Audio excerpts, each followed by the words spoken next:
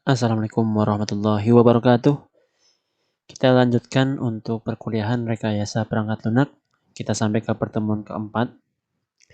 Kita akan membahas apa saja. Nanti kita tahu setelah teman-teman mahasiswa mengisi forum kehadiran ya, dan juga mendownload materi. Sudah ya? Kalau sudah kita lanjut.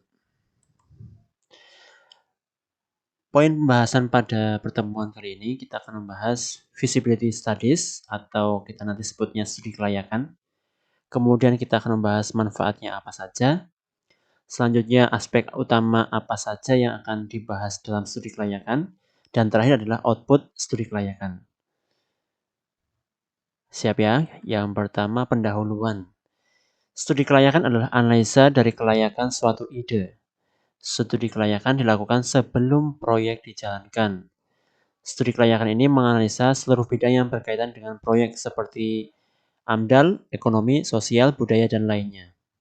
Ibaratnya satu proyek ini berkaitan dengan berbagai hal yang harus di-studi dulu atau diteliti dulu.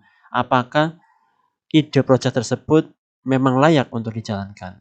Kalau memang tidak layak, tidak perlu dilanjutkan. Tapi kalau memang layak, sesuai dengan studi kelayakan yang kita akan bahas, maka proyek tersebut silakan untuk dijalankan. Manfaat studi kelayakan yang pertama membantu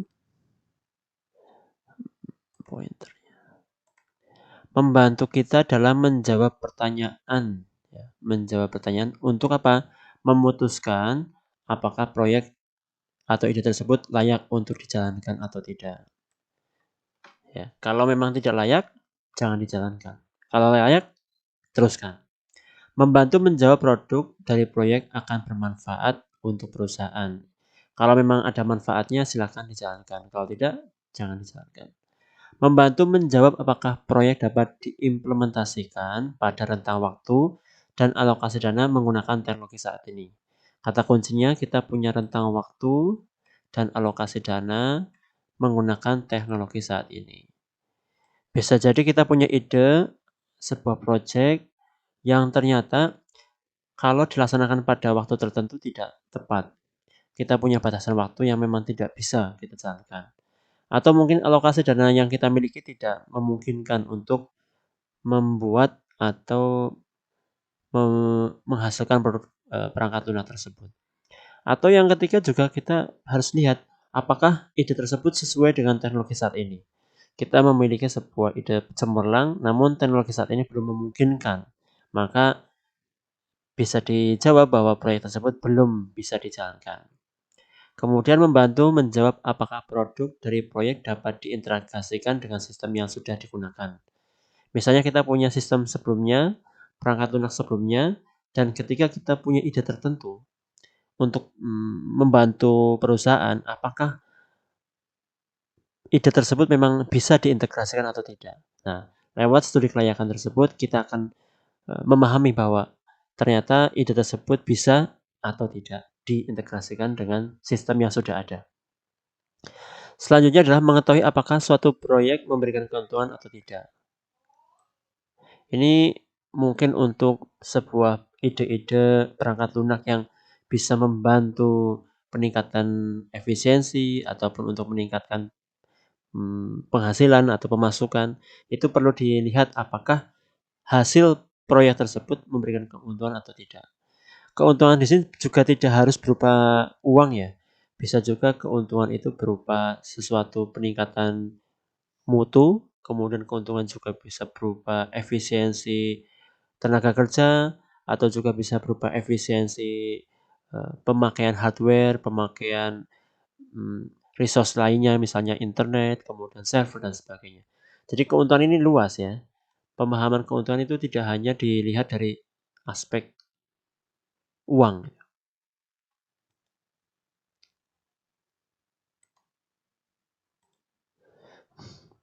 Selanjutnya, kita akan melihat apa saja aspek utama studi kelayakan.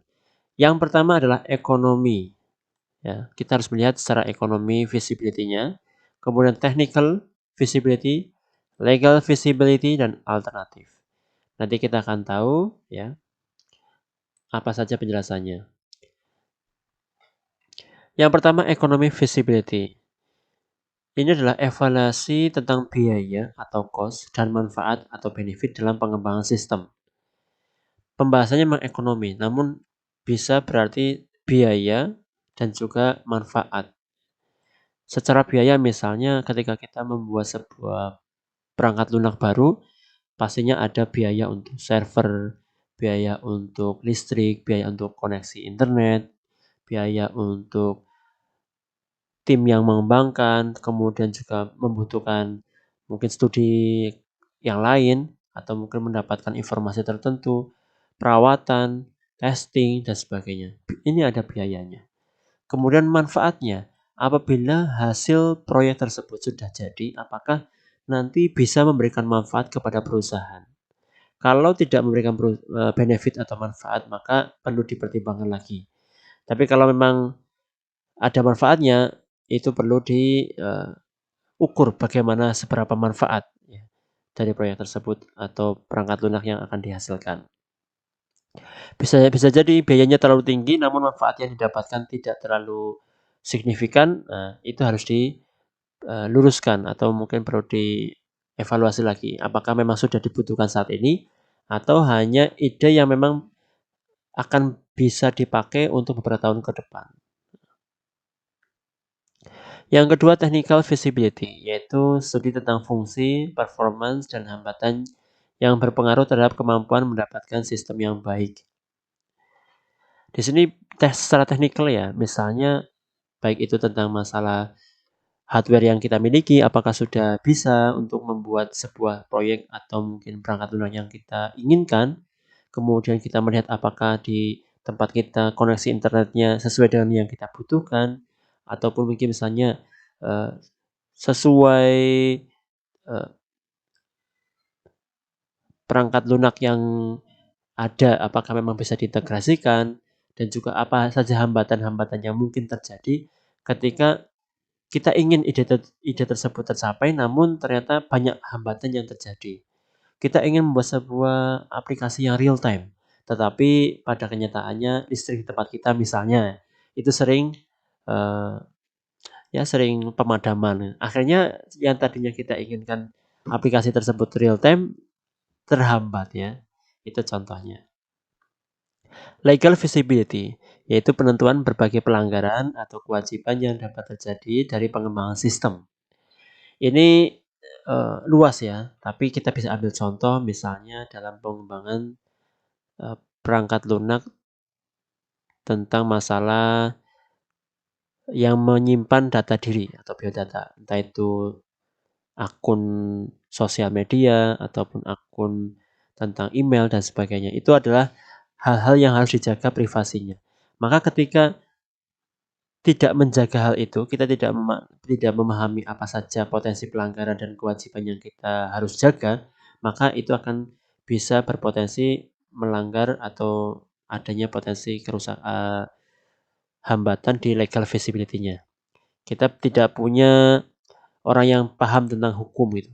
Maka bisa terjadi pelanggaran yang tidak kita inginkan. Tentunya itu nanti bisa menjadi sebuah bom waktu di masa depan. Kita tahu bahwa beberapa perusahaan besar seperti Google, kemudian juga ada Zoom yang beberapa waktu ini juga menjadi aplikasi yang viral gitu ya. Ketika mereka kemudian tidak menjaga tentang aturan menjaga privasi, maka sekarang menjadi dipermasalahkan. Kemudian yang terakhir adalah alternatif, yaitu evaluasi sebagai alternatif untuk mengembangkan sistem. Kita harus selalu mengevaluasi bahwa aplikasi yang akan kita bangun atau proyek yang kita jalankan itu apakah nanti bisa dikembangkan atau tidak.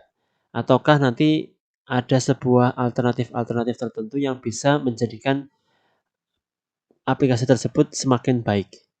Nah, itu harus diselidiki dulu, diteliti dulu apakah memang aplikasi atau proyek yang kita akan buat memang bisa dikembangkan atau mungkin perlu alternatif-alternatif lain atau mungkin ada potensi-potensi lain yang memang bisa menjadi jalan kita mengembangkan sistem tersebut. Akhirnya kita pada output ya, output studi kelayakan yang kita lakukan nantinya adalah berupa laporan tertulis yang bersifat komunikatif, ya. Dapat dipahami dengan mudah, artinya laporannya jangan bertele-tele. Sehingga nanti siapapun yang membacanya, baik itu dari manajemen ataupun mungkin dari pemerintah, ketika ingin membaca ide tersebut, itu langsung memahami dengan mudah. Bisa memahami apa yang kita inginkan dan juga memang bisa memahamkan ini layak atau tidak untuk dijalankan. Kemudian objektif, menjelaskan berdasarkan fakta, bukan opini semata. Artinya ketika kita ingin menjalankan sebuah proyek, kita lihat saja, kita laporkan saja apakah fakta-fakta yang ada di lapangan, bukan berdasarkan asumsi yang bersifat opini. Kita rasa bahwa aplikasi ini dibutuhkan, tetapi pada kenyataannya berdasarkan fakta orang-orang yang ada di daerah kita ataupun pelanggan kita memang belum membutuhkannya. Maka kita sampaikan dengan jelas, dengan objektif bahwa secara fakta hasilnya seperti ini, bukan berdasarkan opini. Karena kalau opini biasanya terkait dengan masalah keinginan saja. Nah, kalau hanya keinginan tanpa adanya fakta nanti bisa menjadi sebuah kesia-siaan.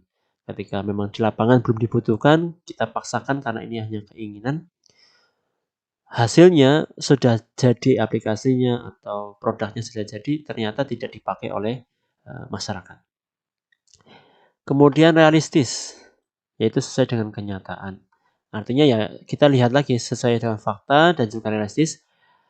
Laporan secara biayanya, kemudian kemampuannya kita dan juga teknologi saat ini bagaimana. Kita realistis bahwa saat ini teknologi belum bisa mencakup atau belum bisa mewadahi ide tersebut.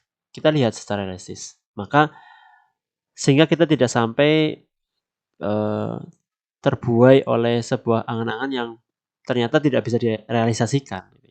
Kalau kita lihat secara realistis tidak bisa dilakukan, ya kita secara jujur harus menyampaikan hasil tersebut. Ya tidak hanya komunikatif, intinya kita juga harus jujur ya dalam membuat studi kelayakan. Apakah proyek tersebut layak untuk dilanjutkan atau tidak. Setelah tahu teorinya, kita akan coba ya membuat sebuah contoh apa saja yang harus kita lakukan secara teknis untuk melakukan studi kelayakan. Contohnya, kita memiliki ide membuat aplikasi pemesanan makanan online. Ya.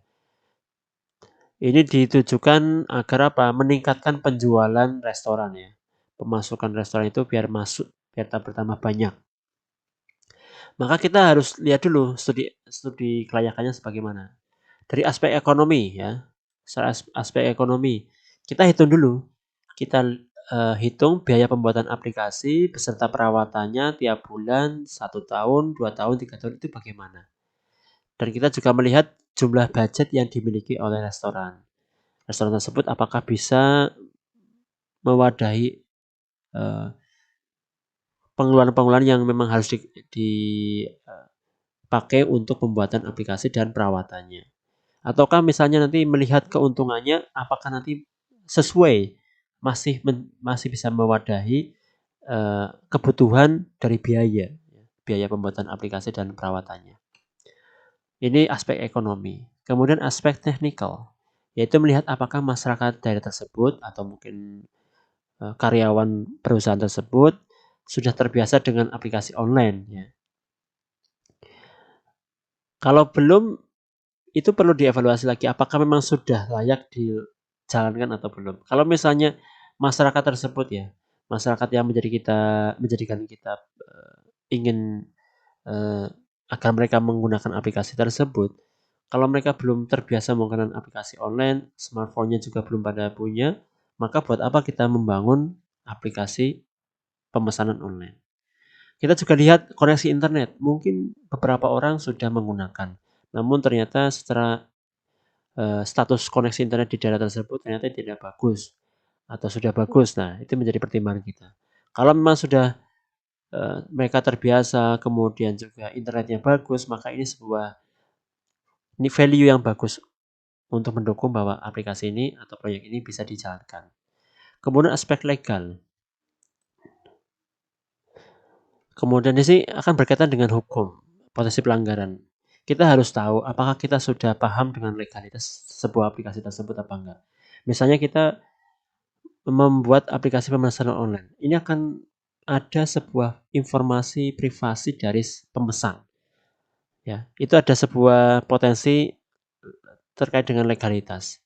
Nah, bagaimana agar tidak sampai melanggar? Apakah nanti ketika kita menyimpan informasi-informasi pemesan itu akan ada potensi pelanggaran atau tidak, kita harus tahu.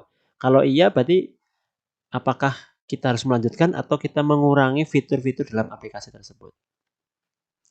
Yang terakhir ada aspek alternatif, yaitu apakah ada potensi aplikasi pemesanan tersebut bisa dikembangkan atau diintegrasikan dengan sistem yang sudah ada. Misalnya ada aplikasi lain ya yang memang bisa mengintegrasikan dengan aplikasi kita, itu juga sebagai nilai value yang bagus ya. Kemudian misalnya kok ada sebuah pengembangan aplikasi tersebut nanti bisa menjadi sebuah aplikasi pemesanan yang lain itu. Maka ini juga sebagai alternatif, sebagai tambahan bahwa ini bisa dikembangkan. Mungkin itu yang bisa kita bahas untuk pertemuan kali ini. Nanti kalau ada pertanyaan silakan ditulis lewat forum ya. Dan saya cukupkan. Assalamualaikum warahmatullahi wabarakatuh.